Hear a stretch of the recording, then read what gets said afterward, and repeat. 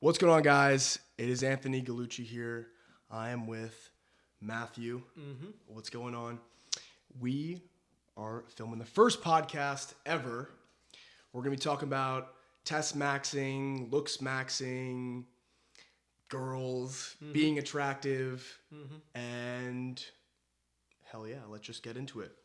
So, Matthew, I guess, tell the people a little bit about you, before like kind of your journey of like test maxing, maybe what we're doing right now, Yeah, and just totally. like why you're interested in it. Yeah, And yeah. totally. Yeah. I was always aware of like the importance of like testosterone and like how that impacts your life. But like what really nailed it on the head for me was I've noticed there were times in my life where I just knew my testosterone was higher. Like I knew like if I was sleeping well, eating well, and just like doing all the things right, like I just felt better. And I wondered why that was, but not only just like from like a feeling standpoint, but like how it carried into like all the other areas of your life that testosterone directly like reflects. Stuff like your sex drive, your motivation, your ability to kind of just like deal with stress. Like these are all big things in life that like people, whether they're aware of it or not, it affects them. And like I was super aware of that like from like a young age, like ever since like I hit puberty. And I kind of went down like, okay, how can I best optimize that? And what brought me to like actually meeting Gooch was literally a friend of ours by the name of Dylan. And he kind of like he showed me like his Instagram profile, and I was like, this is exactly like what I want to do and like what I want to see like other men doing. Like this is just so like real. It's like raw, and it's like it takes you like from where you are and just elevates you as a person like in every way. And that's kind of like how we like why we're having this conversation right now. Essentially, it's just like testosterone and just how important that is, and like how that just improves every area of your life. So yeah. Hell yeah, I mean 100%. I mean, just knowing Dylan and being friends and then meeting you, and we get on the call together, and we had an awesome call. Like Yeah. our first call, I thought it was like hilarious how we both kind of just immediately were like connected. Like Yeah. our wavelengths were just on point. Like Yeah. even just like outside of like just like society stuff, like our view, like politics, values, all that stuff, just like matched. And I really do think that the test maxing is so important, even in like with that type of stuff too, like with your values. Like you rarely find someone who is in like peak health, peak like shape that is like a liberal. Like let's be like, we're like No, that you know what I mean? it's the truth. It's the truth. There's something about like testosterone that like, and I have a theory behind this. I think well, what's interesting is one of the things of high testosterone is it actually makes effort feel good, right? It makes like actually like grinding, sacrificing, taking some form of discomfort or pain and making you a better person. But then you look at like kind of just the general scope of like the liberal agenda, and that's the opposite. Kind of like stay where you are, rely on safety nets, don't actually like take things upon yourself to like push yourself and do good things. So that's the one thing that I've noticed, and kind of like what you're saying. Yeah. So that's what I think is a big reason why. Totally. There's a Hell correlation for sure. For sure. Hell yeah. And definitely, I mean, like, and even just, I feel like the accountability aspect too, of like, I feel like Yeah. a lot of people are not able to take accountability for their actions. And like, so many people are like, oh, like, I'm fat because of my genetics, and like, I have all these Oh, problems yeah. like because of my genetics. It's like, all right, listen, if you have like heart attack risk, like in your family tree, every single person has died from a heart attack. Like, okay, you may be at risk to have a heart attack, but if you're also overweight and you eat shitty food all the time, you're also Yeah. putting yourself at risk as well. It's Yeah. not just your genetics. That's even more of a risk to stay where you are or worsen your condition based on like all the things he was saying. Like if I knew I had like type 2 diabetes, I had a family history of like heart disease or like heart attacks or just all that, like I would be so locked in with my diet, my sleep, just like all those things, because that's like it just makes the most logical sense, right? Rather than just sitting on the couch eating shit and saying, "Oh yeah, my genetics, poor me." Yeah. Like that doesn't sound like a solution. That sounds like depressing. Yeah, that's like something I would never do. So 100%. Yeah. Yeah, it's just like that victim mentality of like, just like kind of everything you're saying of like, just sit on the couch and not really go and put in the work, put in the effort, just like what you're saying. Yeah. But it really is interesting. And I do see a lot of people, I don't know if you've seen on Instagram, where this like new trend, I don't know if you know a guy named Julian B or something like that. He's on Rings Instagram. a bell. He's like a super like masculine guy, got a mustache, long mullet hair.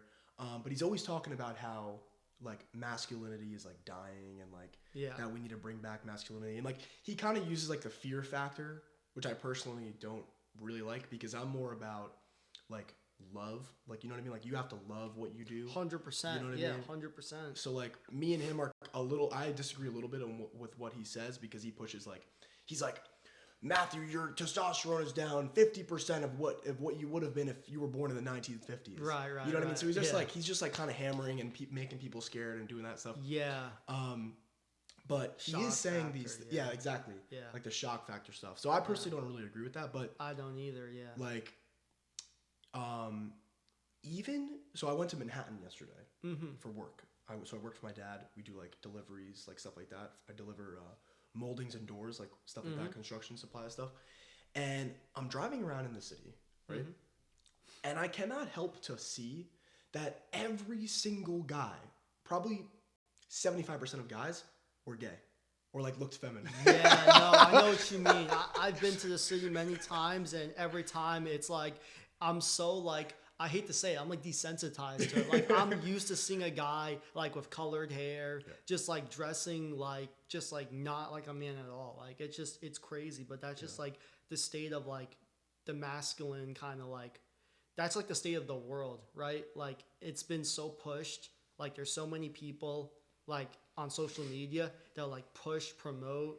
It's in like music, it's in like even politics, and like you see that like how much of a damage that is to society. Like when men just aren't acting like men. They don't have to be like, 6'5" and like 300 pounds and jacked, but they at least have to carry themselves, in my opinion, like in a way that, just gives off a masculine essence. And like just because when that's lacking, right? Like when you see a man that doesn't have testosterone, it really impacts like just how he's treated, and even worse, how he sees the world, right? Like your perception. That's interesting. Because your perception becomes your reality eventually. And like that's like the biggest, like in my opinion, the biggest problem. And then like we talked about it, like that victim mindset.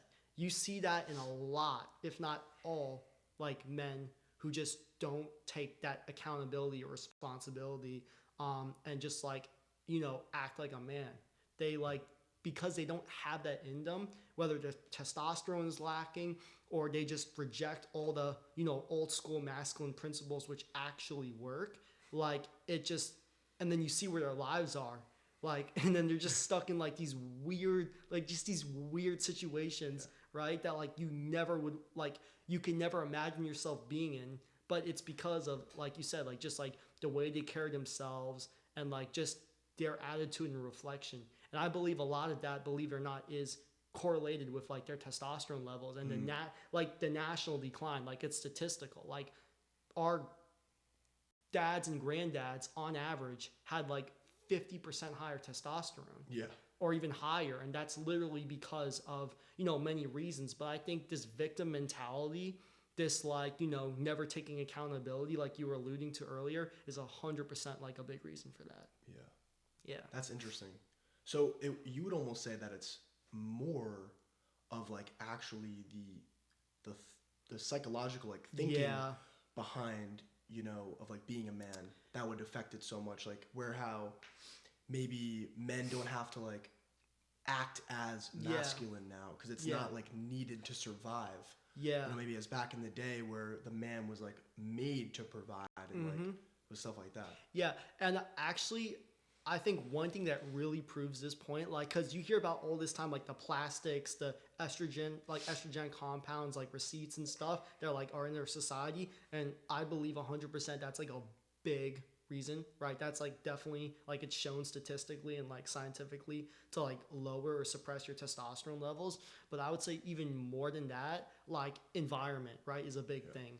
Like if you look at when testosterone were the highest, like men were in like they were with other men, right? And if you think about the times that our dads or granddads like grew up in, there were a lot more yeah, it was a different world. Like I'm sure like all of us can like our dads and granddads all have like crazy stories, right? From like stuff that like if you heard of today, you'd be like, yo, how are you not in jail right now? Right? Like in all seriousness, Dad like lore. yeah, dad lore, yeah. And there's a reason for that. I think that's because when like our dads or granddads or really anyone, because this is actually shown, fun fact, like if you look at prisoners, like people in prisons, like because like the men are with the men, right? Yeah. And for some reason, I don't know what it is, it's got to be environment based because their lifestyles are not ideal, their stress management is not ideal. But if you look at like prisons, their average testosterone is actually much higher. I don't know the exact number, so I don't want to like quote anything, but it's definitely higher. And I think the environment of just being in that like not constant survival state, but just being around other men that literally expect you to act like a man, or else you get like, That like is true, yeah. yeah, just like you Yeah, get in yeah. trouble, and like there's That's a, interesting. it's true, like from a survival like standpoint, like men always tested other men. Like there was always like, obviously like they formed alliances and tried, but like when it came down to it, like there was like the apex predator, right, which was like the alpha, and let's just say that alpha and his group or clan decided to like go into another village or another place, and let's just say like they were to interact with each other, they would all be sizing each other up, like who's the like if you look at gorillas, like or like monkeys or really any like animal, this same exact like kind of like cycle, like this same sort of behavior pattern repeats itself. And I think that's because of like just how we are naturally, biologically. Obviously, in this modern world, that's definitely suppressed and like regulated, but you still see it. Like you always see like, you know, there's competition everywhere, right? With different CEOs, different marketplaces, different like just environments. Like you see it all the time. It could be something as simple as like, you know, two coworkers disagreeing, Yeah. or like, and I'm sure you've seen a situation where two people are at like a bar or a club and they're fighting over that girl. Yeah. Right? Like that sort of Yeah. thing. Like that's 100% like in our natural instinct. But when you repress that, right, and say like men need to be more feminine, men need to, you know, become more sensitive, more lovey-dovey, whatever the hell they say, what they're Cry in yeah, front of exactly, you, yeah, yeah. cry, tell her about all your problems, as if that's gonna work. But yeah, that like sort of like just like softening of a man, just like 100%. Because if anything, if I've learned anything from like just like my studies personally, and like obviously working with Gooch, is that your mindset 100% like frames your reality. Your attitude like frames everything that goes on. Yeah. And when your testosterone, or really when your mindset is not optimized, right? How is your body going to produce those levels of testosterone? Like there's a reason why people who exercise, right, or people that do combat sports, or like I just said, like people in high stress situations, you know, assuming they're not overwhelmed by it, they actually grow. You know, they get bigger, stronger, more mentally resilient. And I think all that directly reflects to a higher testosterone level. And then when we were talking about why the mean average of testosterone decreased, I think because of like just the modern, like we have so many like safety nets, right? Today. Like no one like has to really get up and do anything. Like they can literally rely on the government. I was just talking to my dad about this. Like there are 35, 40-year-old men sometimes living with their parents, like in their basement, not working, when they can totally work, they can totally make a name for themselves, but they choose not to.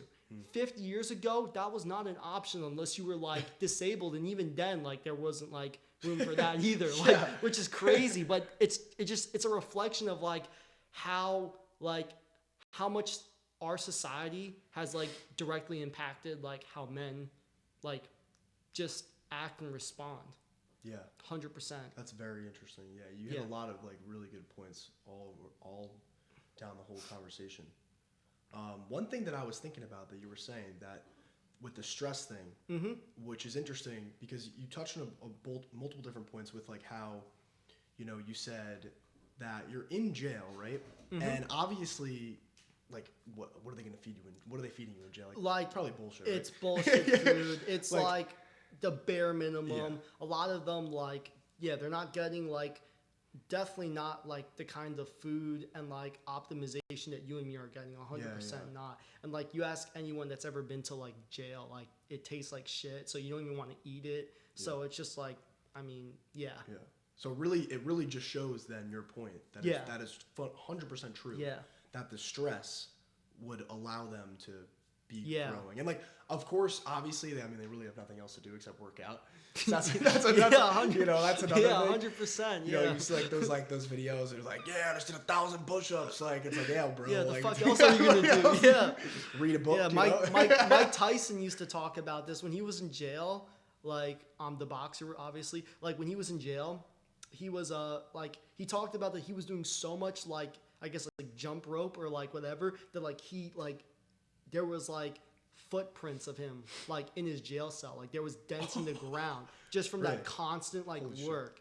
Right? And like you can only imagine how much work was required for that, but that seems to be like the norm. Like you look at guys that come out of prison, like Mike Tyson especially, like they got bigger, stronger, better, more scary, and obviously like that environment alone like can bring that out of you. But I think the testosterone and just like the hormonal, like it's definitely not optimized, but the hormonal like just response to that sort of environment like plays a huge role. I believe 100%. That definitely does make sense. Yeah. If you've ever seen those videos of like on TikTok of the edits where it's like Tyson coming out like after jail, it's like Tyson fighting after jail and he just looks like a fucking monster. Yeah, like he was like, there are photos. Like it's a night and day difference. Like he was like way leaner, but like bigger, which is like the best of both worlds, right? Yeah. Like just being bigger and looks leaner. Like he's on roids. Yeah, definitely. Looked like, and I actually did my research. Like, was there any evidence that Mike Tyson ever took steroids? Because like I had my suspicions, but according to like what I've heard about, he passed every single drug test. Now we don't know if he cheated them or not, but for argument's sake, I mean, if you're able to win world championship titles, like especially like out of jail, that like shows that like you definitely like you did the work, and we have to assume that you did cleanly based off that. That is interesting. How long was he in jail for? I think it was like for 3 years, 2 or 3 years. Oh wow! So it was a long time. Yeah. So it wasn't like he was like training in there, right? Or how does that work? Well, no, beating up other inmates. There was no, that was interesting. Like he actually spoke about it. Like the inmates, as you would expect, like respected him. I mean, no one's gonna fuck with you if you're Tyson, obviously. But like, like he just had that like Well, he talked about like doing school, like they had like an education program that he was doing, like most people like 7 to 3 or whatever the time was, and then like after that's when he would like do his workouts, his burpees, his push-ups, and whatever he was doing. But whatever he did during that time frame, it certainly worked. He didn't lose his boxing touch. He didn't lose, and that's the thing. He wasn't fighting other inmates. Like he specifically spoke about, like he never got into a physical altercation or like anything. At least that's what he said on the interview. But I don't think he would lie about that either. Like he's a very blunt, straightforward person. So I don't think like he wouldn't sugarcoat it is what I'm trying to say. Yeah. That's definitely interesting. Yeah. And even, they talk about jail, they also say that with like people in the military as well, being around guns, like shooting, like I think it has something to do with like near death stress. You know what I mean? Like anything with like near death, like boost like testosterone like crazy, because it's really just like what do they call that? What's the word I'm thinking of? Fight or flight. Yeah, like a fight or flight response. Yeah. You know what I mean? And the body just produces it. Yeah. You know what I mean? It's just like, we need this. It's a response to the environment. Yeah, exactly. Literally, it's a response just the same way your testosterone like goes up after a workout, or like I didn't know this until now, but like you actually I heard this is crazy. When a man like interacts with a hot girl or a hot woman, or literally he's just in a room with like a woman he sees like attractive, his testosterone for a short time does bump up. And that makes perfect sense because it's a response. Because if you think about it, this was like 1,000 years ago.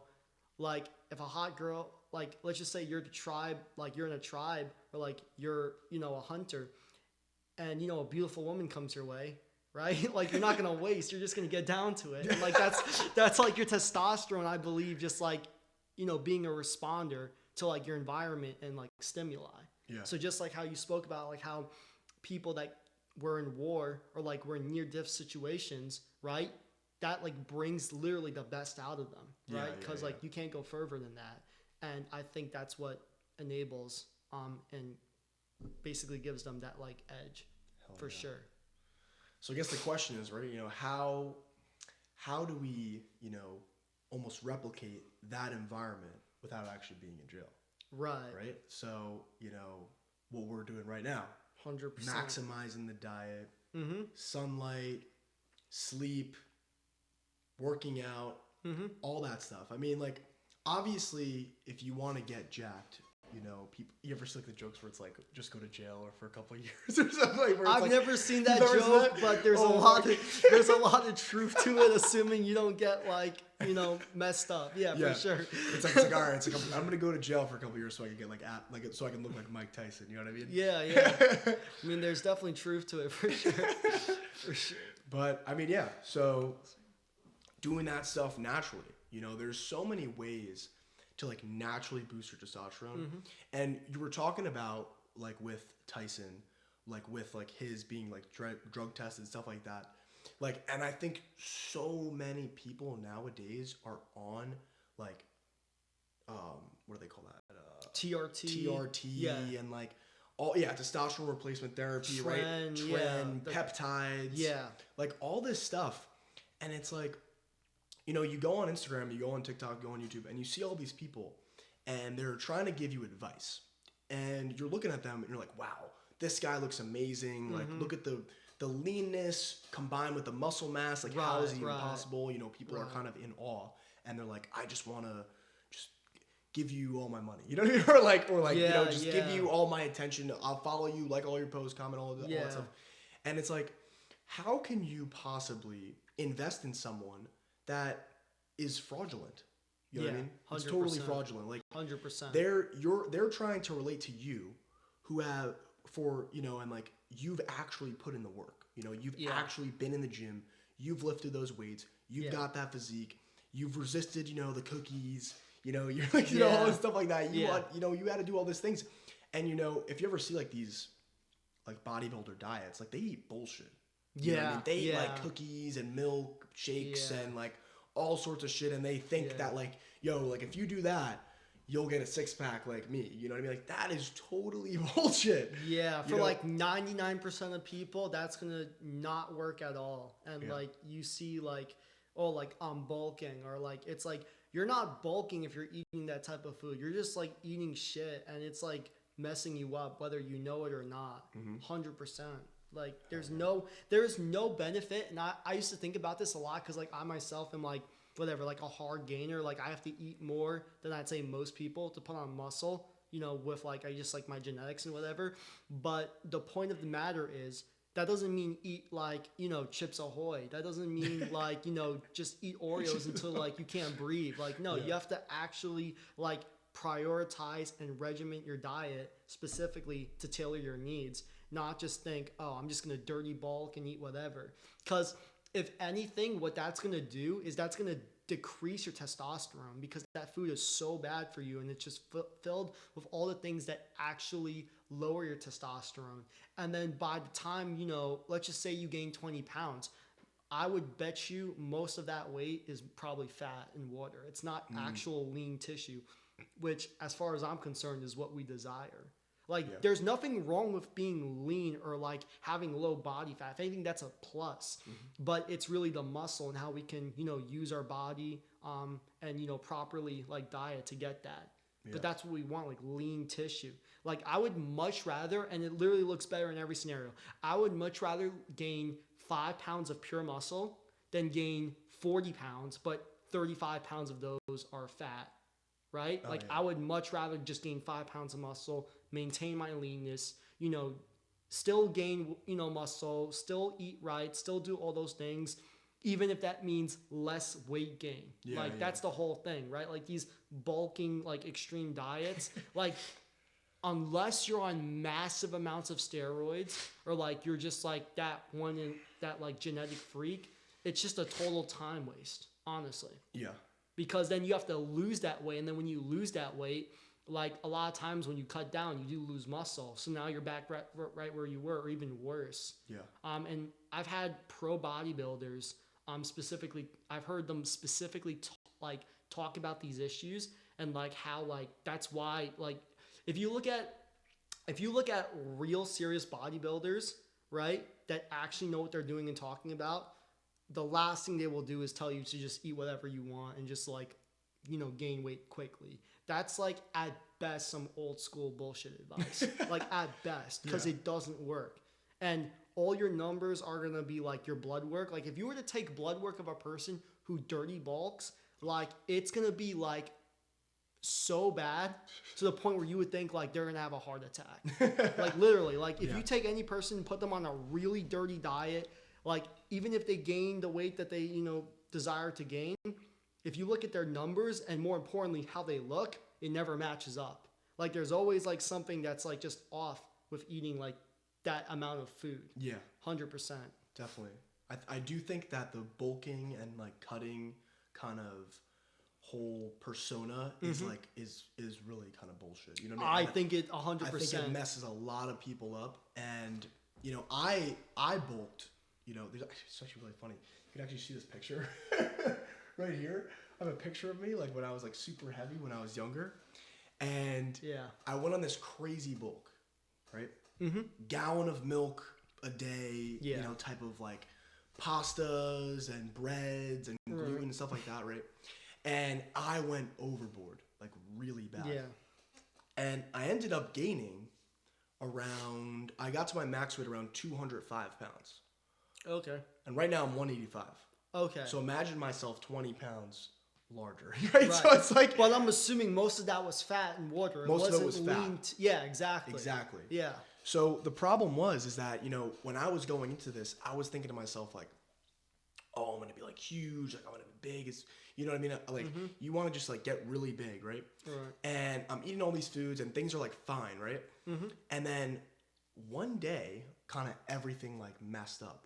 Started like getting acne all over my body. Yeah. My face, my cheeks, my top of my shoulders, top of my chest. Yeah. All on the top of my back, like low back.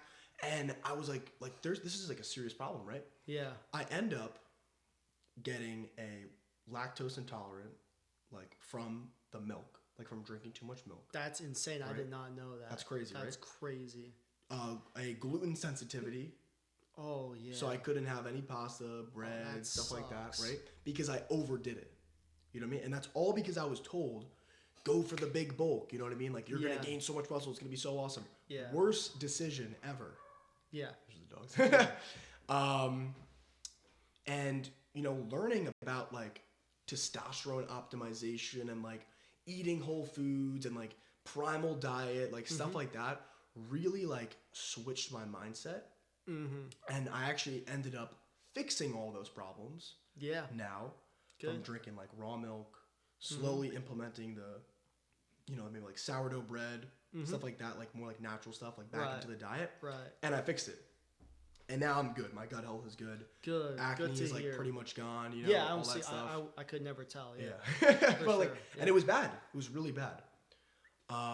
Like people used to accuse me of steroids, actually. That's insane. When it's like all over here on the back, and it's like fucking big, and they're like, this kid's on roids, Yeah, no, I know exactly what you mean. Yeah. But it is really just like bullshit. But, yeah, 100%. You know, you said something else too. I feel like when we were talking about the bulking and cutting, that was interesting. With like maybe like the steroid stuff, I'm trying to remember.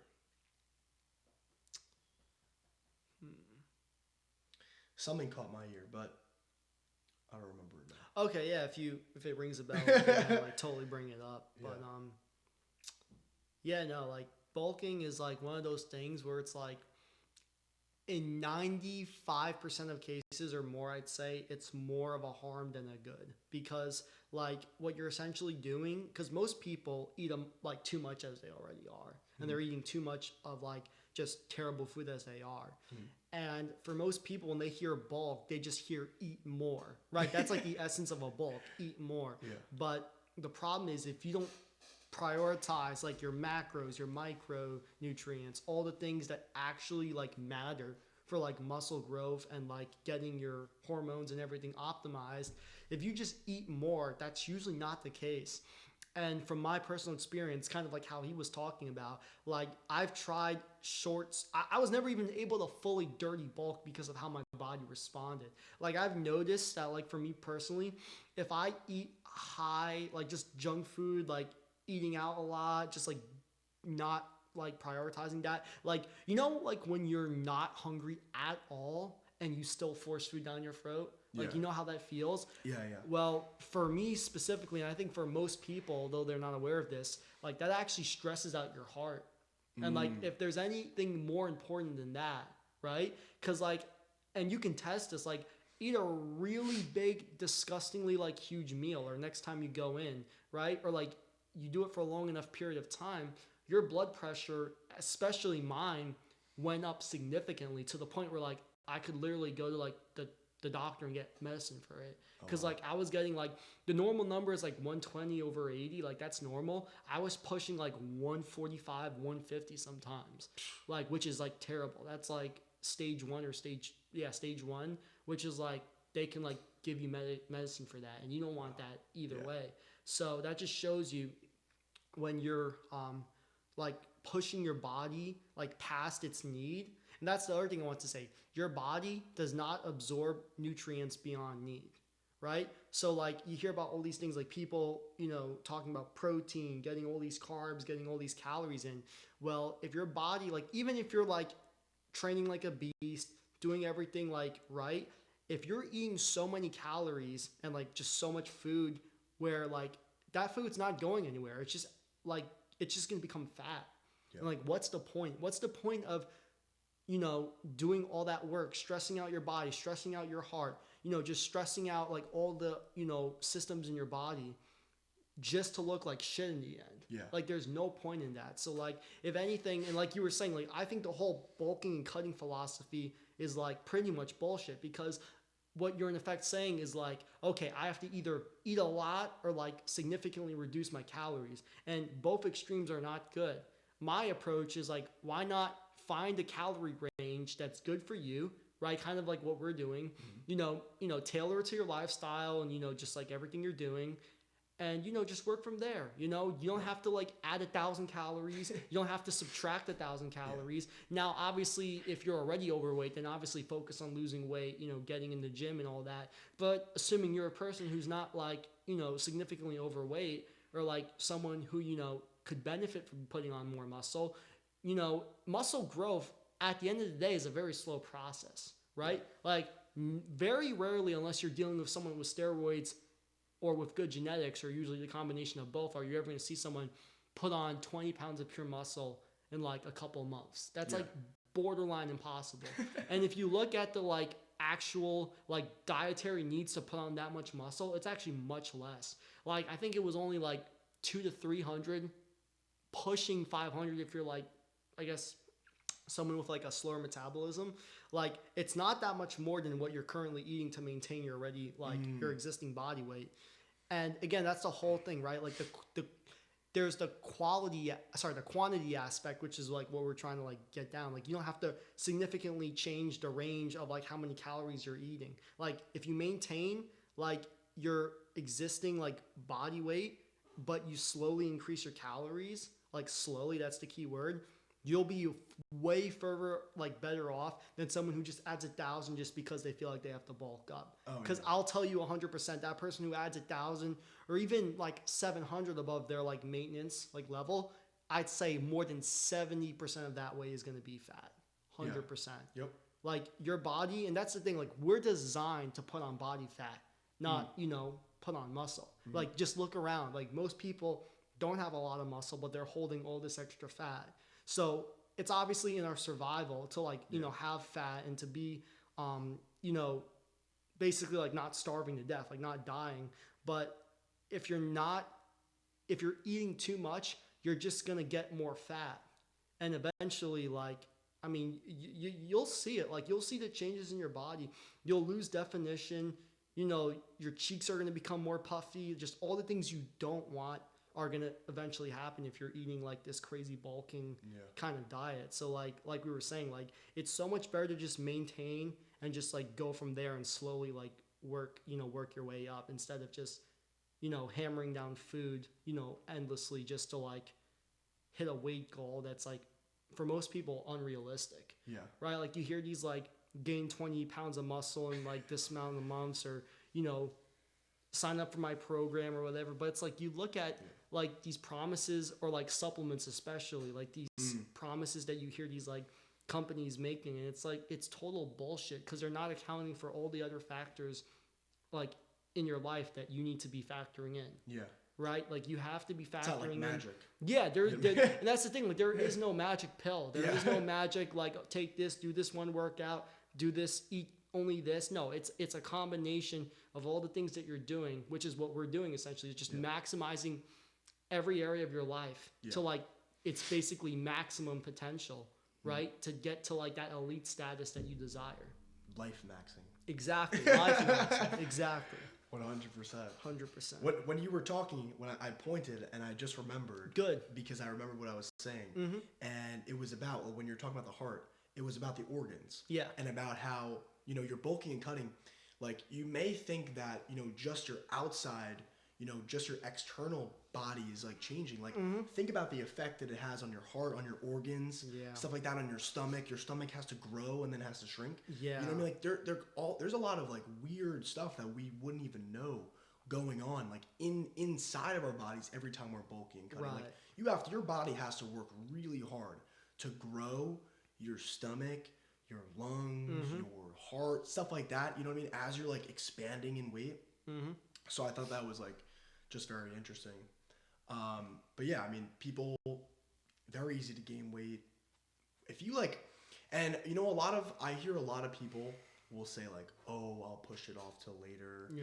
You know what I mean? Like when I'm older and, not working, I'll go and do it. Like we don't have to do it when we're young. It doesn't matter. You know what I mean? Like you hear people say this like, or like in college, they're like, oh, like let me just go and drink every weekend and party every weekend and smoke weed and fucking do all this bullshit. Like, do you know like how like it starts, right? You start off a little bit, then you want more, then you want more, then you want more, then you want more. So it's the same thing with anything else. You know what I mean? You start off fat, you're gonna get a little fatter, and then a little fatter, and a little fatter, and then the next thing you know, you're significantly overweight. Yeah. And you're like, holy shit, how did this even happen? Yeah. You know what I mean? I've seen that happen to so many people, and like.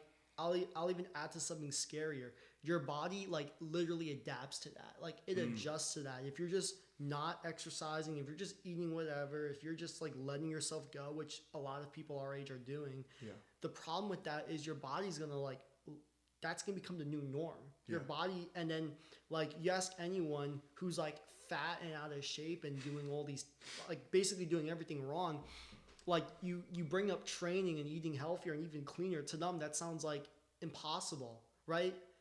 And the reason for that is because they're used to it, not just like physically, but mentally, psychologically. Like for them, not like, think of it like this. Like imagine you were like, and I'm sure we all know people like that are like really addicted to like cigarettes or like nicotine or whatever, right?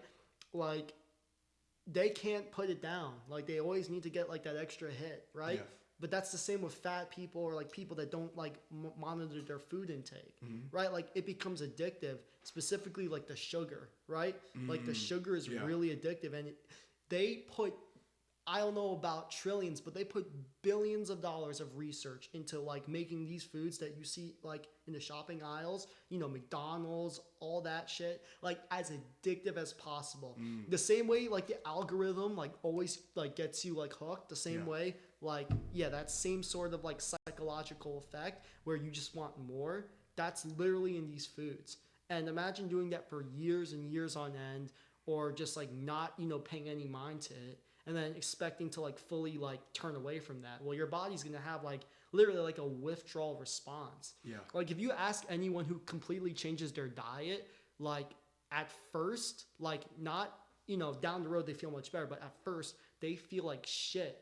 And that's because of like their body is just so used to like eating terrible foods, just slamming hundreds of grams of like, sugar down their throat without any. That's like their energy source. Yeah, that's literally like their energy source. But the problem is, like, I have no problem with using sugar as energy, but if you have to use it, right? And like, for example, like if you're not pushing your body, if you're not working out, if you're really not getting that heart rate up, you're not really using sugar compared to fat. So that's the problem. And that's the whole thing. And that's why you see so many people getting like diabetes, so many people have like insulin like resistance, and that's because they just keep eating carbs, but their body really never use it. And the problem with that is that all eventually, that turns into fat like we all talked about. And then, it's just like this endless vicious cycle. So like you were saying, like you hear about people like in college or like even people in their 20s out of college, like, oh, I'll do that later when, my health or like when my finances line up. And like I saw this, like, I don't know if you know Alex Hormozy. Yeah, he actually spoke about this. And like he was dealing with like, I guess one of the guys working with him, and it was like a young guy, and he was saying like, I don't have time to hit the gym, blah, blah, blah. I don't, I'm so busy with work. And like Alex Hormozy said, okay, that's all fine. But and this is a young man who wasn't married, right? He was just working. I'm sure he was working long hours, which is probably why he said that. But still, not married, no kids, no other, like obligations. Like think like an entry level, like just like salesman, nothing like crazy. And he was basically saying when like there was no better time for you to like lock in with the gym, lock in with your body and all those things than now. Like this is the prime time. Your hormones are optimized. Like, are you going to do it when you're 40 with kids and a wife and your testosterone and all the things in your life are just like all over the place? No, there's no better time to do this than like now. And I specifically pride myself so much in like making these changes from like a young age. Like I started working out like when I was 14. Like literally like, actually sorry, 13. I started when I was 13, like before I reached high school. And many people would say, oh, that's too young. Oh, well, it only helped me, right? It helped me. It kept me lean. It kept me out of a lot of trouble too. And that's like the biggest thing, right? Like this should replace eventually, in my opinion, all the other, terrible lifestyle habits and patterns you have. Like instead of just binge watching some bullshit Netflix show, how about work out? How about spend that extra time to cook healthier? How about spend that extra time to like, do whatever, to maximize the things we're talking about rather than staying in this endless vicious cycle, because it affects not just your body. That's the biggest thing. Doing the things that we're talking about don't just affect, the exterior, right? It affects how you feel, how you think, how you process things, right? And you might not feel it at first because you're young and, all those things, but eventually you will.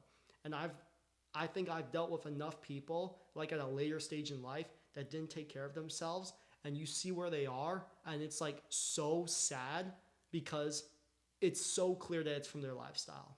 It's like years of just drinking, years of just partying, years of like never locking in with their diet, years of just like, not hitting the gym or like making the same bullshit excuse they always make. And then they're 45 and they're just like, they're cooked, literally, like they're cooked. And it's so sad because all those things are easily preventable. Like if you just make these adjustments that, me and, Anthony were talking about, like it's just, you have to make these small sacrifices daily that produce long-term gains. 100%. Definitely. I feel like you touched on a lot of good topics right there. even at the beginning, I thought was very interesting with the billions of dollars, probably trillions of dollars invested into making like food, you like with the McDonald's stuff. Yeah. And I don't know if you've heard, like what they actually do to the food, which is really interesting because it goes from like, you know, shitty food, horrible for your body, to also then literally changing like your facial structure. You know what I mean? I don't know if you've heard of hyper palatable. Have you heard of that before? I've never heard about that, but please, elaborate. So Sounds interesting. Yeah. So pretty much like what these fast food companies do, like McDonald's, Burger King, Wendy's, like all of these places that like are producing like food like super fast with like laundry list ingredients. Oh, you know what I mean? You can't even pronounce them. Yeah, literally. the craziest words, A to Z. You know what I mean? Like you're like, what is this? It's like you're reading like a dictionary. Yeah, it's just insane. Exactly. It's nuts. So with all these foods, they think to themselves like, how can we make this like for someone to eat this and want to just keep on eating and just want to just like keep on buying our food. Yeah. So they do this thing and they call it hyper palatable. So what it is literally making your food so like soft and like satiable that when you eat it, it's just like it almost like melts in your mouth. I've noticed that like with every continue though. But like I've noticed that with like the foods that I eat, like that aren't like, you know, clean or naturally grown. Like anytime I hit the supermarket or like pull up to McDonald's, which I haven't in months, which I'm so glad. Like it just like you don't even have to chew it. You can literally swallow it as is, like, which is disgusting, but that just shows you like, and it proves the point you're making. Like there's no need for digesting, no need for like actually using your jaw and like eating. It's just like, you know, it almost like skips that process entirely, or like makes it such an easy process where like your jaw and like all the other, you know, aspects of digestion that normally would be used just aren't being used to their capability. Which 100% makes sense. It is pretty wild. Like when I heard about that, I was like, wow, you know, and it really does make sense. If you've had a McDonald's burger before, you know, it is good. You know what I mean? We're not going to sit here and say that it's not good. You know, it does taste good. You know what I mean? No, so, it does. It does. It does. Like, when you put it in your mouth, you're like, you know what? Like, that is pretty delicious. You know what I mean? It is. Especially, you know, for their target audience, you know, people coming back from the bars late at night. Yeah. A little bit drunk, you know, maybe they're like smoking a little bit. And like, you have, you know, a McDonald's burger hits your tongue. You're like, damn, this is gas. You know what I mean? Yeah. So it really is perfectly designed. You know what I mean? Like, it is like perfectly designed. Even with all those laundry lists of ingredients, you know, it ends up being, you know, like the perfect recipe to make you come back, to make you want more. But yeah, I thought that was like really interesting. And if you've noticed, you know, this is something that I have kind of paid attention to for a while now, because I heard about this a long time ago, about this hyperpalatable stuff. That the closer you get to the freshness of the animal, or freshness of, I would say, let's say like the animal, because it's usually about like meat. Right, it's like the soft stuff. Yeah. The more like gamey or chewier it really is. That makes perfect sense. You know what I mean? Like if you've had like a tough steak, you know what I mean? Like a grass-fed steak, it is significantly tougher than like a prime steak or like a choice steak, like the ones that are like, and like they age them now, so it's differently. But like even just the regular ones, not aged, have like this like savory, like soft type of taste. Even with the chicken, I found when I get chicken from, I get like from this farm. Have I told you about that? Like this farm like delivers food to my house, Pleasant Pastures. I did not know that, but yeah, that's good to know. I mean, my mom does that too, by the way. I don't know if it's the same one, but yeah, that's good, because like, I mean, if you're getting meat like from like natural grown sources where they don't put any of that bullshit in, like that's like, in my opinion, like the healthiest food you can eat. Yeah. Right? Like it's just the best of the best. Yeah. And like you can actually tell, like when you eat that stuff, it is so like your jaw is like, you know, you're chewing, like, you know, you're really working, you know, to actually get that food down. Like where, you know, as like you get food even from the supermarket, which is crazy. Like even from the supermarket, I have noticed a steak from the supermarket that says grass-fed steak. Yeah. You know, and that's a whole nother, you know, topic we can even go into. How that's all bullshit actually. Yeah. I've done research about, you know, because I was a super, grass-fed everything like type of guy. I'm And like, skeptical about that because of the price. Like, Yeah. how is it like barely any different than the regular if it's grass fed and the other isn't? Like, Yeah. wouldn't grass fed in my like just logically it would make more sense for it to be more expensive? oh yeah, right? significantly more expensive. Right. If it was done the right way. Genuinely, yeah. Because, and like, I don't know if you know, we could like briefly talk about this, like, but like, I want to go into like how the food, like with the TESTMAXXING stuff, like the food goes into that. 100%, yeah. But briefly, I just want to say like that, the USDA, the FDA, all these like food like people have literally said there's like proof on you could look it up on YouTube, you could look it up online, documents, stuff like that, that will say that when the label says grass fed, it doesn't mean it's grass fed, grass finished. It's crazy. It doesn't even mean that. The cow only has to be fed grass up until 3 months till slaughter. And in those 3 months before slaughter, they fatten them up with everything they can get. All the grains, all the steroids, all the bullshit. Yeah. No grass to get them ready for slaughter, and then they put them on the market. You know what I mean? But they can do whatever they want for the whole... They give them grass till they're up to, a certain age, and then boom, then they do it. And they put on there grass-fed organic. You know what I mean? Like grass-fed, grass-finished organic, and it's totally bullshit. Yeah. It's like, it's a total market scheme, you know what I mean? That's literally what it is. And the thing about it, if you really did like research on how like, like these farms like kind of work, like it is really difficult for cows to eat grass all year round. You know what I mean? Because think about it in the winter. Right. Like I actually went to like a farm and got to see like what it looked like, like where there was grass-fed cows. Now I'm not gonna say the name because I don't want to like be like fucked up, but like you can go and you can see the cows that are grass-fed. They're eating grass, right? This farm they do eat grass, but it's inside. Yeah. You know what I mean? It's in a closed area. They're not free, frolicking around in the grass, eating and like, playing around. That's only in the summertime that happens. You know what I mean? In the wintertime, they got to bring them inside. And that's kind of how that whole thing goes down. Then they, when they're about to slaughter them, then they like, they're still in the house. Then they start giving them the grains, all that stuff. And then it leads to what we see in the store.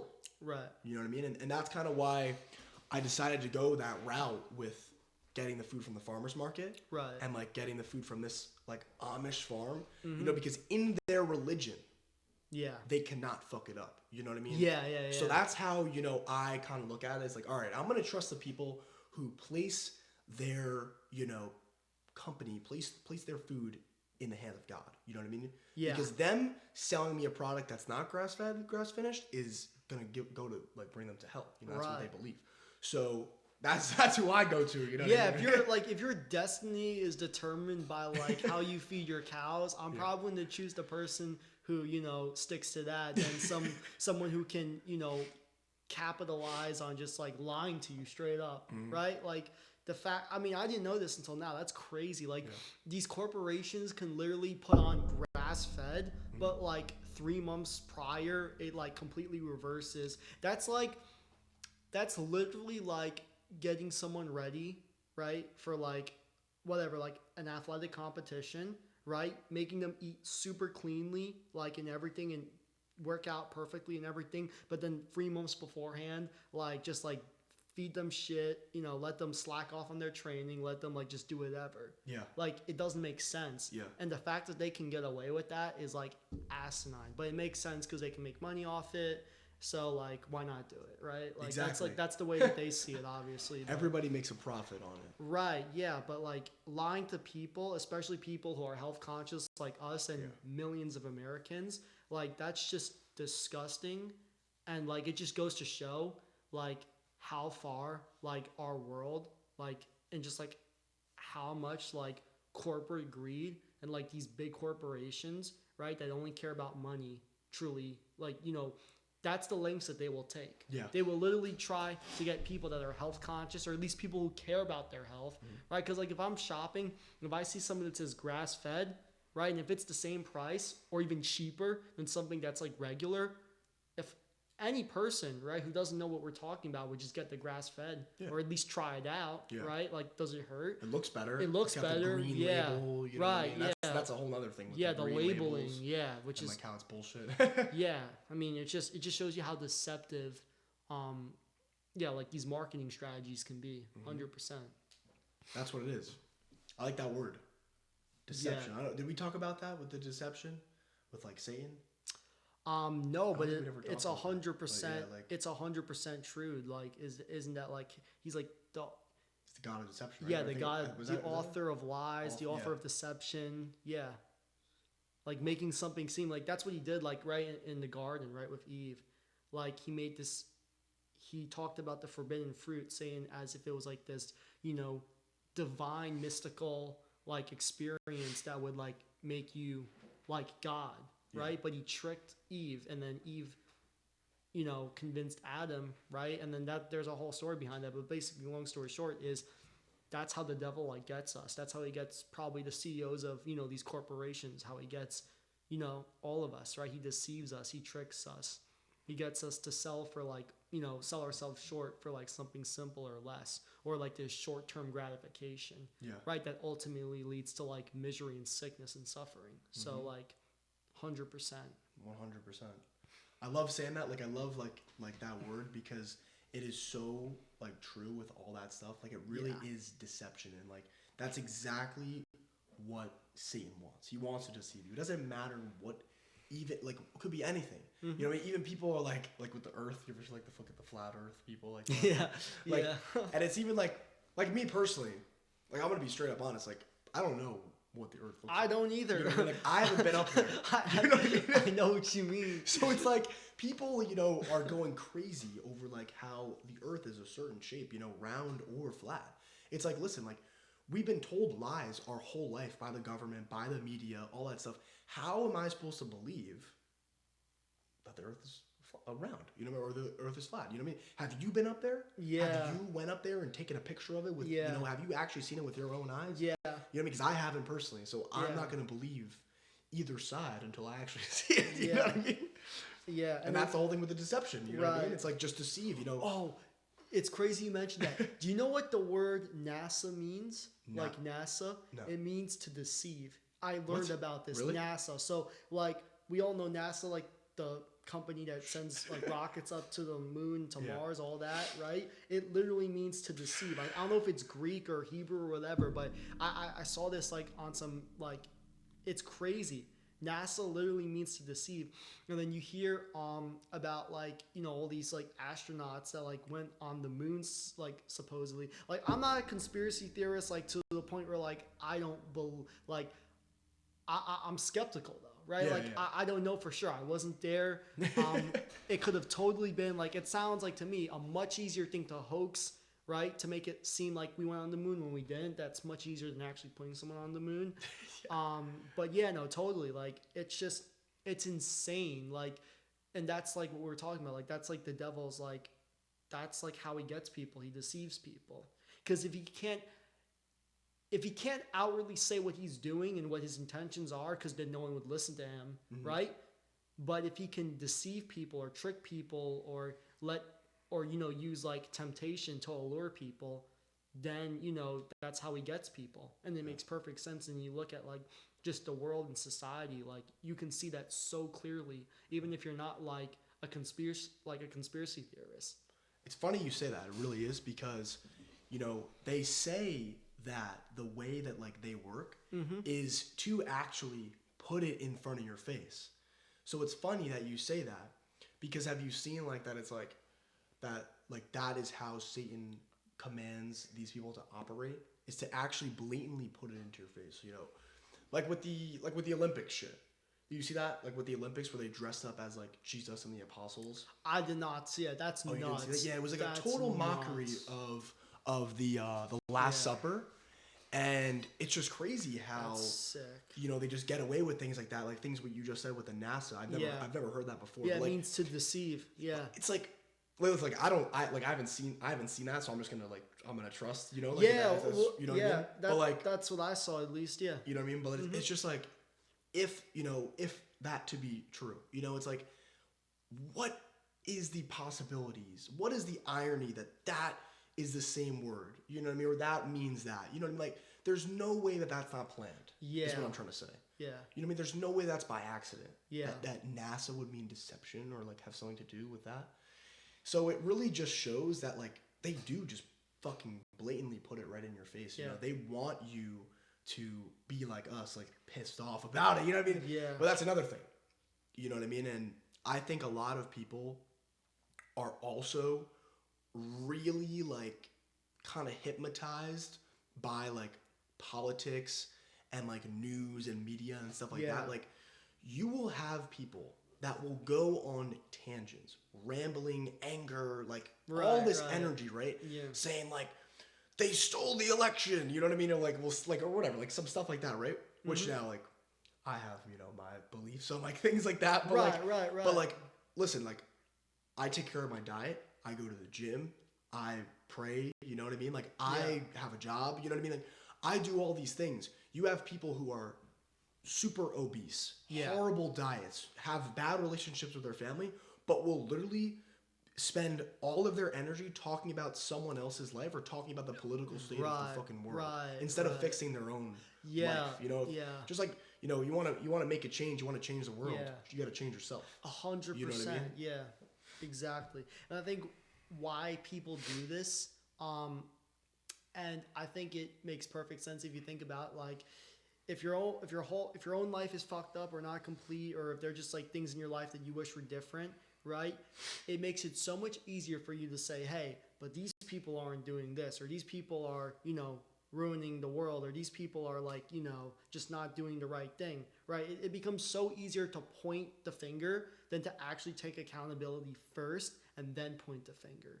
Yeah. And like, there's like a parable like that Jesus talked about, like in Matthew, where he talks about like, you know, before you take the plank out of someone's own eye. Sorry, if there's a speck of sawdust, like let's just say like I was looking at you and there was some sawdust in you, right? Yeah. Like a little speck of dust, nothing big, right? Yeah. But there's a plank sticking out of my eye, right?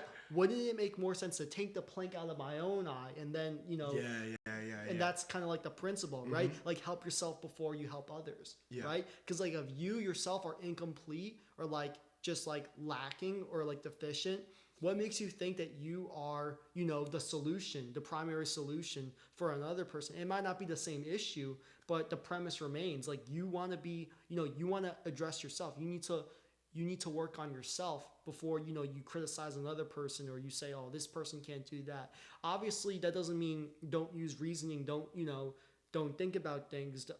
I'm not saying that. You should, right? You should be informed. You should be aware. You should have, you know, you should form opinions. But the truth is you can't, you know, be stuck in this like blame game, you know, accuse the other person sort of like world.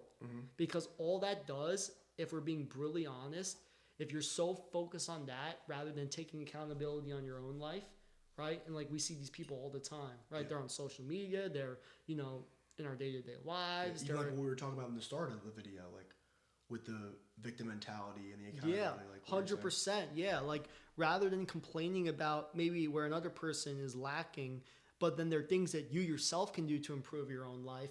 Wouldn't it make more sense to improve your own life, or at least get that, you know, part fixed, or like at least, you know, somewhat sorted out before you, you know, go on your own like, you know, tangent, just like attack people or, you know, try to like sound like the self-righteous, you know, perfect, like, you know, person. And I've noticed the people that are always blaming, the people that are always accusing, the people that are always like having that victim attitude, they're usually the ones that have the most problems. If you're brutally honest, but again, it's because it makes them feel good. It feels better. It's a short term. It's literally like a dopamine hit for these people. That's interesting. Like you can see their faces light up when they go on. It makes perfect sense because like I'm so good. You're so fucked up. Like it's like, no, bro. Like you have to like take full and that's the thing. Like it's hard to do that if you're like not locked in. If you're like doing things that aren't good for you. If you're smoking weed. If you're drinking. If you're staying up late for no reason or to watch some bullshit Netflix show, that's on you. You know, you obviously you can blame all these corporations and you can blame all, you know, but at the end of the day, You chose to do that. Yeah. So why not take that accountability, responsibility, swallow the tough pill you have to, and then from there work and get better. Because what that's going to do is that's going to improve, first of all, yourself, which is, if anything, the biggest thing, right? But it makes you more effective to become that person to say, hey, listen, this is where I think you should improve. This is where I think you're wrong.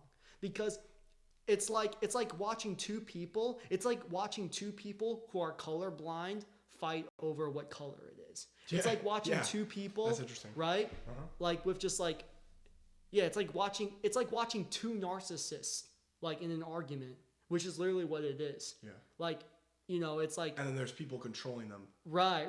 Just having fun. It's almost like the Roman circus to them. Just like, controlling the narrative and whatever. But 100%. It's like, if anything, like that I've learned is like, there's a quote. I don't know if you heard of Marcus Aurelius. Yeah. Yeah. There's a quote that says like, be very tolerant with others, but strict with yourself.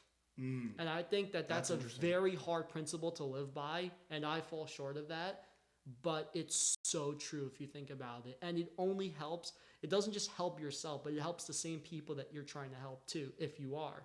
Because in effect, what you're doing is you're holding yourself to this high standard, right?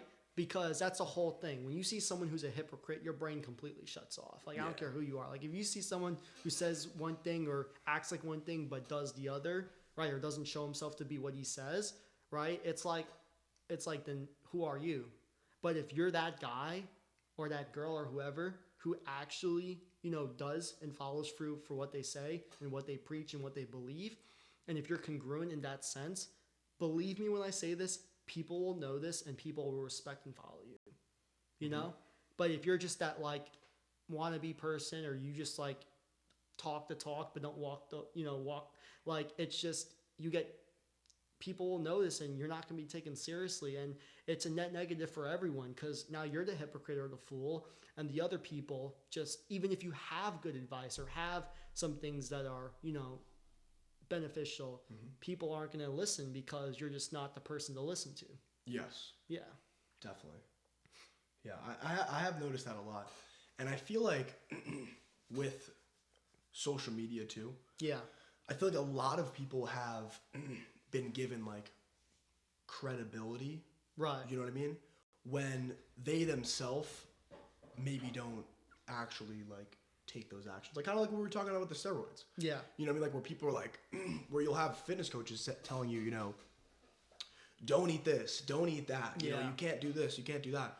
When they do all those things. They literally post it on their stories. But they're literally just taking steroids or taking peptides and just like totally just cheating the system and just like saying that you can't do this, but I can because I'm cheating. But I'm going to be able to give you advice on your life when you're doing it naturally. Yeah. You know what I mean? So it's like, it really is bullshit.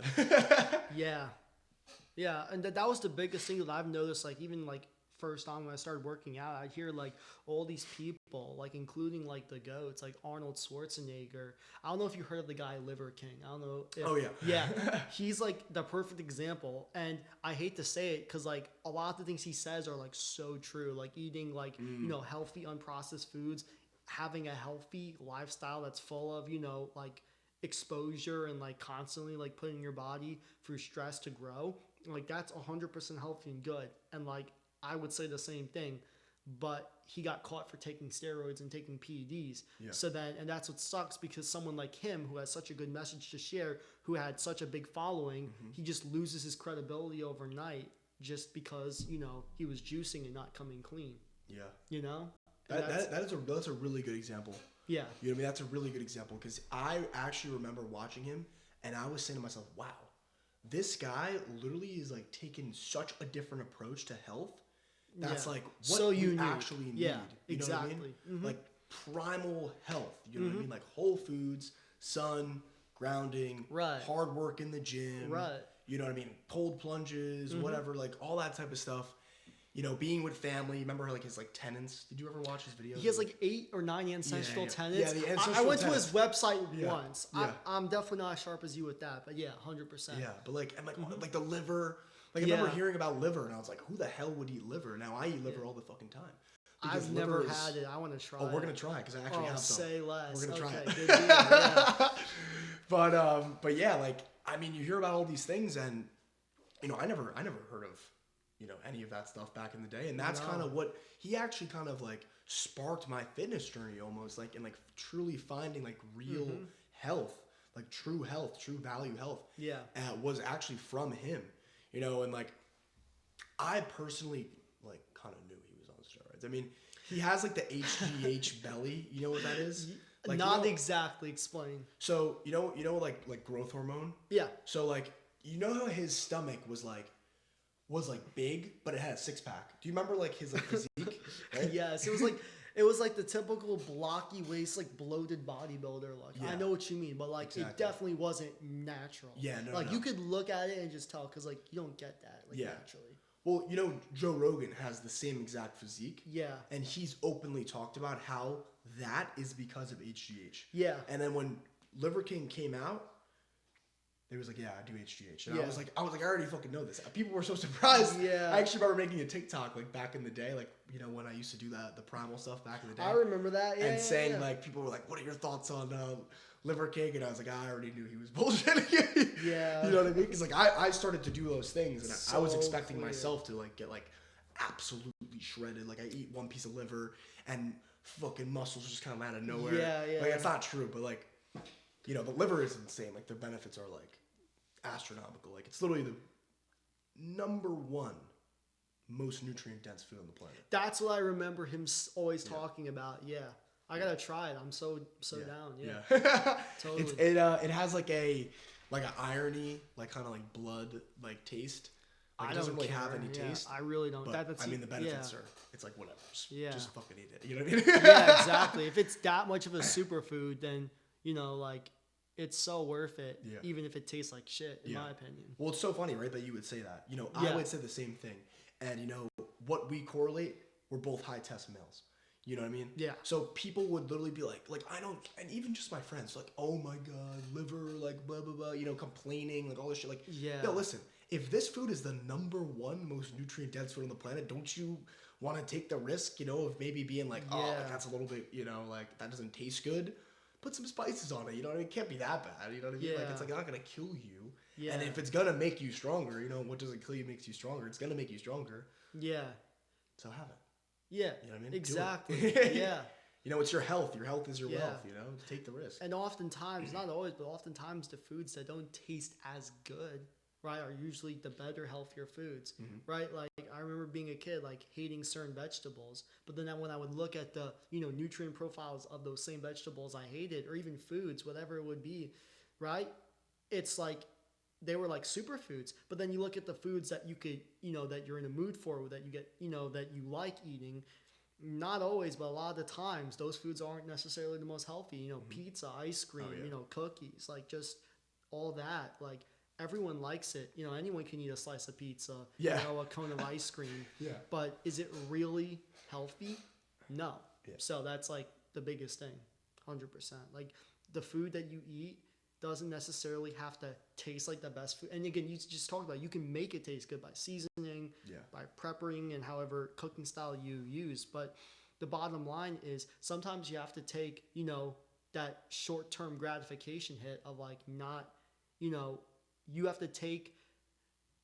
to realize that you not eating the foods that you would want to eat and eating these healthy foods are so much better for you and long term, and your body, your mind, and everything else are going to thank you. Yeah. Right? Like 100%. Like I've never felt like shit after eating good food. Oh, never. But every time I go to McDonald's, every time I eat a slice of, pizza or whatever, there's always something. I feel foggy. I feel tired. I feel anxious sometimes. Yeah. And it makes perfect sense. You look at what's in that food. It's like, no wonder. Yeah. Your stress rises. Yeah. Even like you look in the mirror, kind of to bring it back of what we were talking about before, like you look in the mirror and you're like, my face just like doesn't look good. You're bloated. Maybe you start getting some acne. 100%. Like almost instantly too. Literally. I don't know if you've noticed that. Like I'll go out to dinner, you'll go out to dinner, and they're obviously cooking with seed oils and bullshit like that. And you're just like, You're like, what happened to my jawline? Inflammation heaven, yeah. You know what I mean? It's like, yeah, and it's like that's the thing. Like those same foods, they're so processed, so they have so much sodium. And I don't know if you know this. Like if you have too much sodium, that's what causes bloating. Literally, like if you have too much sodium, like there's nothing wrong with salting your foods, and there's nothing wrong with like eating, food that's seasoned. I do the same thing. But if you're eating high sodium, right, and if you're not balancing it with potassium, right, or if you're not drinking enough, that's the biggest thing. You literally will bloat, and you will see it in your face, your body, your muscles, everything. And that just goes to show you, like, when your diet is not optimized, right? Kind of like what we're talking about, everything suffers. Your looks, your testosterone, and just like your mood. Yeah. Right? Like everything just like goes down there. And like for what? For like 10 minutes of like pleasure. Yeah. Like I get it. Like every now and then you can enjoy it. You can, let yourself go. But we're talking about habits, right? We're talking about like being consistent. And we should be consistent, and we should be disciplined in eating foods that actually, help you, that are healthy, that don't cause bloating, that don't, make you feel tired or anxious or, so on and so forth. Yeah. And even like all those foods like with the sodium you're talking about, like think about the salt that they use. Yeah. Like for their own like operations, like bleached, like just horrible, literally just like you know what I mean, like so much too, like I think like I use like a Celtic salt, and I like sprinkle it kind of on everything. I do eat a lot of salt, but I noticed that like the quality of the salt is definitely like a key indicator of like, you could have a little bit too much salt and maybe the good one, but if you have too much salt in the other one, you ever get a bloody nose after? Has it ever happened to you? That happens to me all the time. I'll tell you why that is. I did some research because I would get that a lot. It's actually your blood pressure. Your blood pressure goes up when your sodium levels are too high. And when your sodium levels are too high, your blood pressure spikes and all those things. And the like the veins in your nose are like really thin, like, and they can burst open very easily compared to like, everywhere else. Yeah. And that's literally because of the blood pressure that builds up. Like, have you ever watched those videos of like those power lifters when they do like heavy ass deadlifts? Like I'm talking like 1,000 pounds, like their noses like start to bleed, or like squats or just any really high exertion, kind of like just like all out effort.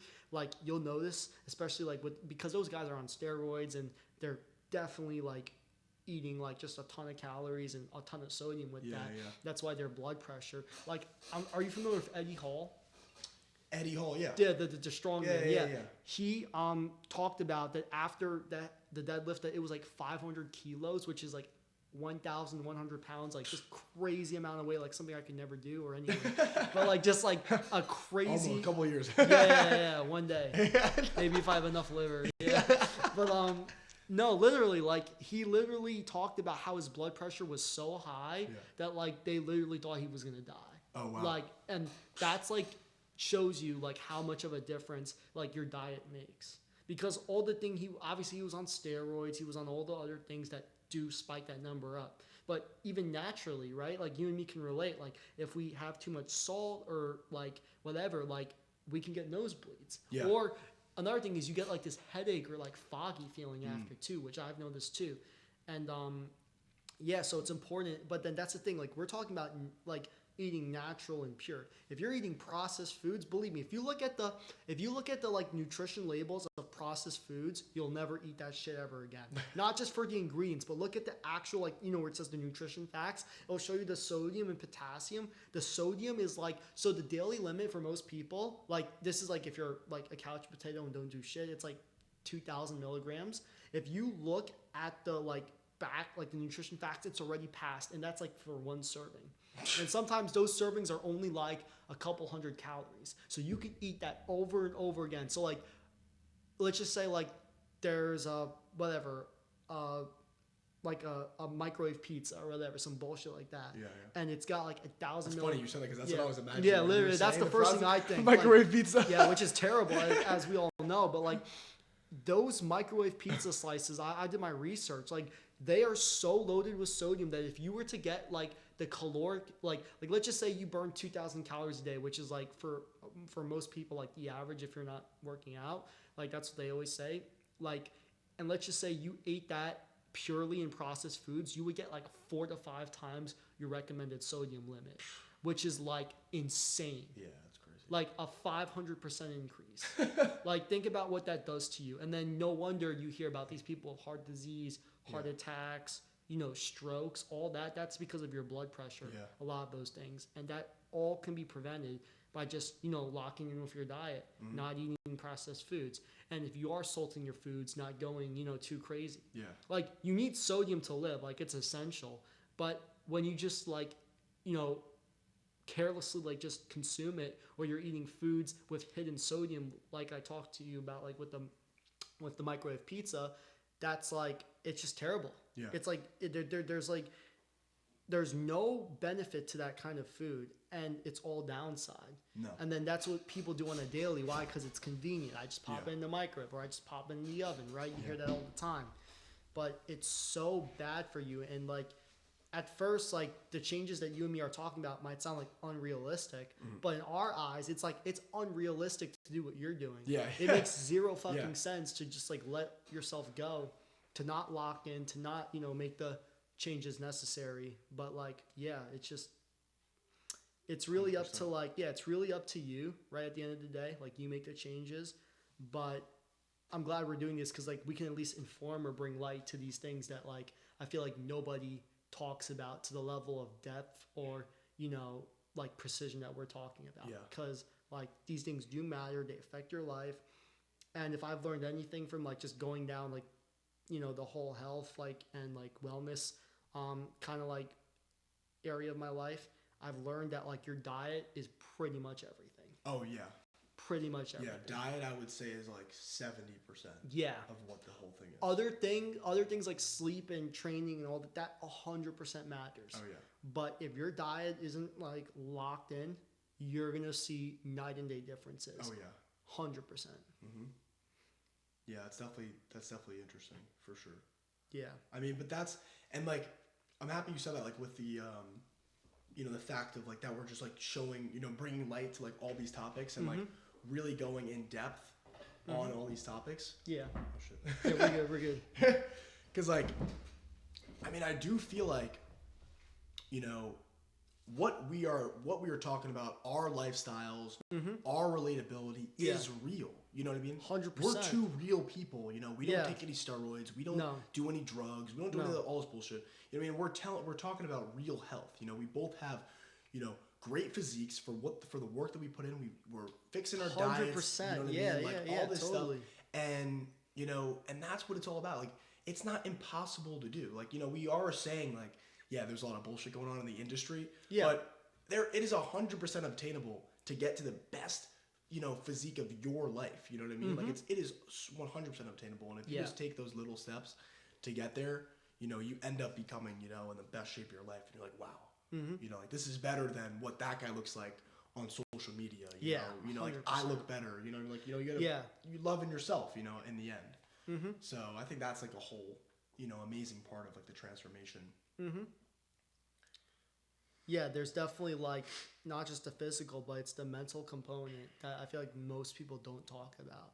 Like, there are seasons in my life, actually, in my first year of college, I remember, like, there was, like, a food court where, like, it just, like, had all the foods we were talking about, like, just, like, junk food. I remember, like, I just, like, didn't care about my diet. I just ate whatever I felt like, and I can say without a doubt, I don't think I had one really good day. Like, I had some good days, but I never had, like, a really good, just, like, kick-ass, energized, motivated, concentrated, all of the above.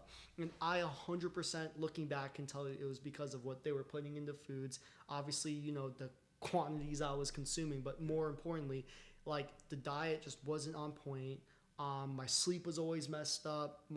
Everything, I couldn't focus in class. I was always like I was either, like, doom scrolling or just, like, doing some bullshit that wasn't being productive to my lifestyle. And I can 100% say that the diet that I had at the time was 100% the reason. So it's, like, and that's the thing, like, a lot of people that are stuck in, like, these, like, really shitty diets or, like, you know, have been doing that, they don't even know what it's like, I feel like a lot of them to actually feel like as good as you and me feel right now. Oh, yeah. Like they don't even know what it's Yeah. like to have optimized hormones or to be like healthy or to be lean or to, because they've never experienced it. But I promise you, once you experience it, you'll never go back. You literally will never go back. Like it's one of those things where like it's set in stone. It's like a lifestyle. Like I don't know if you saw like that Instagram post where it shows you, 1 week of the gym, you start noticing changes and then like down the road, but then eventually after like 3 months, it becomes like your lifestyle. Yeah. Like it's almost like extra work not to work out, Yeah, like yeah. it literally becomes like that thing. And I think that's because of the habits like you and me are talking about. Once you instill these habits and these disciplines, they last. And the good news is, you adjust and you become adapted to that. And that just further makes it like, so much more simpler, but it locks it in like further because you're less likely to be shifted off track. Because like, think about it. If you're eating healthy, if you're, working out consistently, if you're, sleeping well and all the things that we're talking about, right? If you're doing all those things, then, and if you're doing them consistently, it's so much easier to stay like that than to be someone who's never done that before and then gets into that. Yeah. So 100% getting these habits and routines locked in, especially like now. And I'm assuming most of your audience is like at a younger, like, 15 to 25 age. Yeah. Right? Like, do this now. Don't wait until you're 45 with a dad bod and like cooked. Don't wait until your back starts hurting. Don't wait until you have, a different financial situation. Don't wait until you get that new promotion. Do it now while you have the time and energy. And because these habits and all the things that we're talking about will follow, right? And they will actually make your life quality so much better.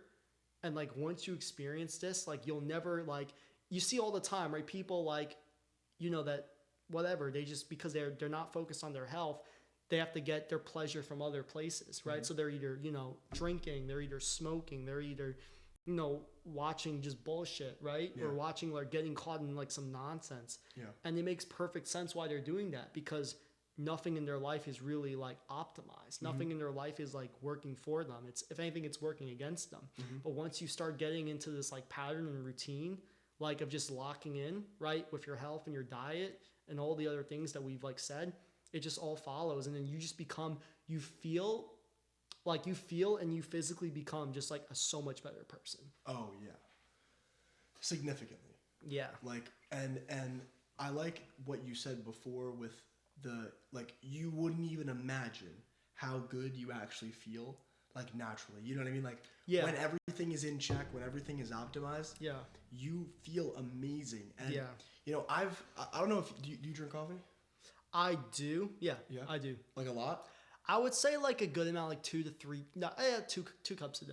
Okay. Nothing crazy, yeah. Do you think that you would need coffee? I could totally go without it. Okay. 100%. Yeah. Because like I'll have discussions with friends, and they'll ask me like, because I personally just don't drink any caffeine. I never really grew up with it. I never really had it in the house. Yeah, that's good. I only tried pre-workout one time. Yeah. You know what I mean? So good for you. I was kind of just like never really introduced to it. So I never really like needed it. You know what I mean? So my friends will be like, there's no way that you get up and go to the gym in the morning without having caffeine. They'll say that to me. And I'm like, are you kidding me? Like, you don't even understand like how I feel every morning, when you wake up and every single morning your diet's in check, your sleep is in check, your workouts are in check, all that stuff is in check. That's don't like need a anything. 24/7 caffeine boost on steroids. I'm not even joking, because literally like, and like you're saying, like you get this energy and like just this like drive and momentum to kind of just do what you need to do, right? Whereas like you see all the time, oh, I can't even start my day without my first cup of coffee. You hear it all the time. Yeah. Well, that's because like there are other areas in your life that could definitely use some improvement. There are other areas in your life that would, whether you know it or not, would directly impact your energy, your focus, all the things that coffee and caffeine provides, right? And I'm honestly at this place in life where like I've noticed not only I've noticed the downsides of too much caffeine, right? And I would much rather go throughout the entire day like stable and alert than have like a high, and then as everyone who drinks coffee, there's a crash, right? Obviously, if you control it and you regulate it and you you're used to it, it really won't hit you too hard. But even now, sometimes like I'll drink a cup or two of coffee, and by the time it hits like 2 or 3 when my shift is over, I'm like ready to fall asleep. Yeah. And it's like I feel so tired, and it's like there's no way this is healthy. Like I'm thinking in my mind. So like recently I've been trying to like limit it. Yeah.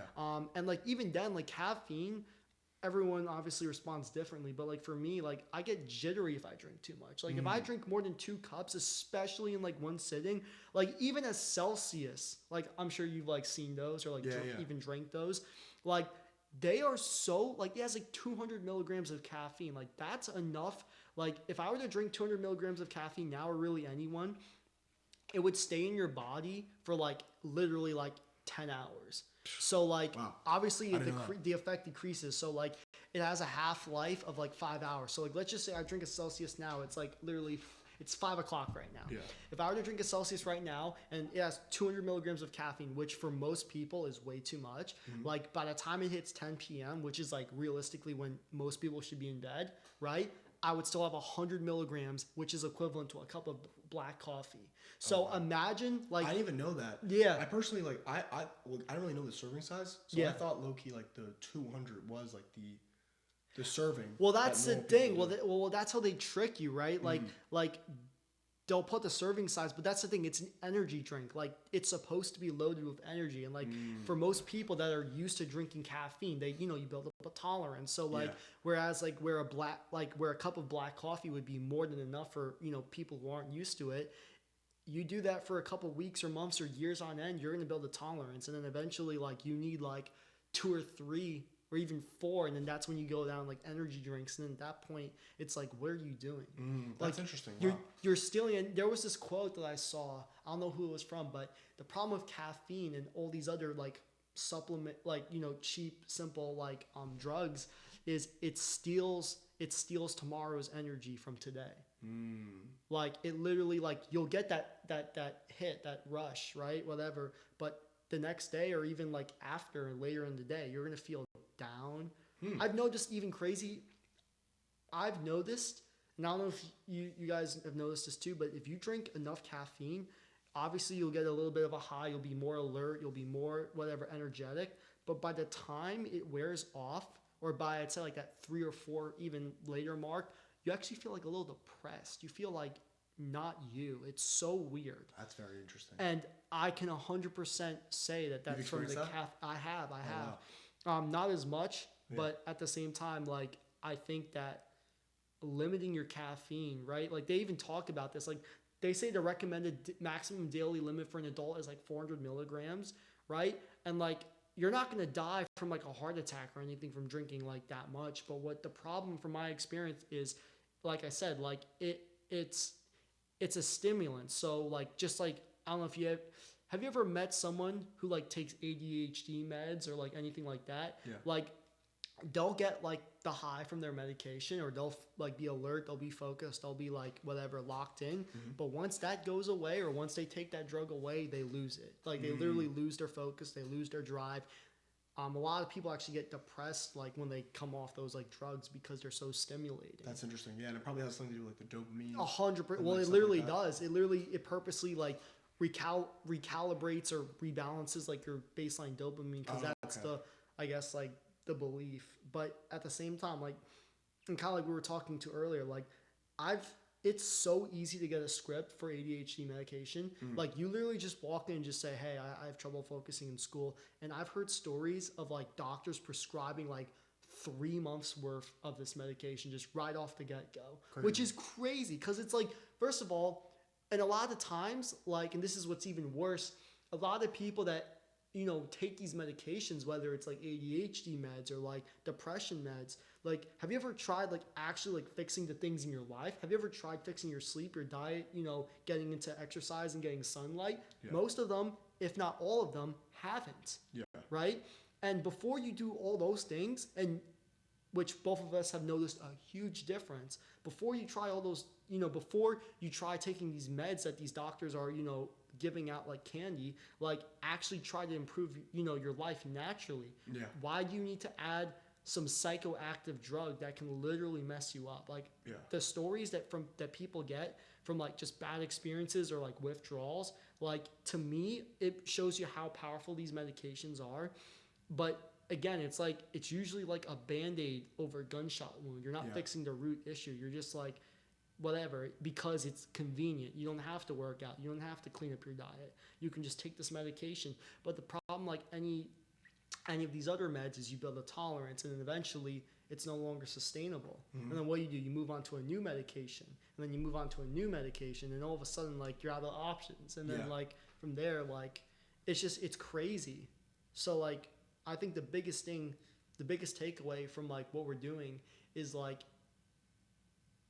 the improvements that you can make with your health and with your body are so transformative that I would bet you that most people wouldn't even have to go down the pharmaceutical route of taking these crazy drugs, you know, and these doctors are giving these drugs out because they make money off it.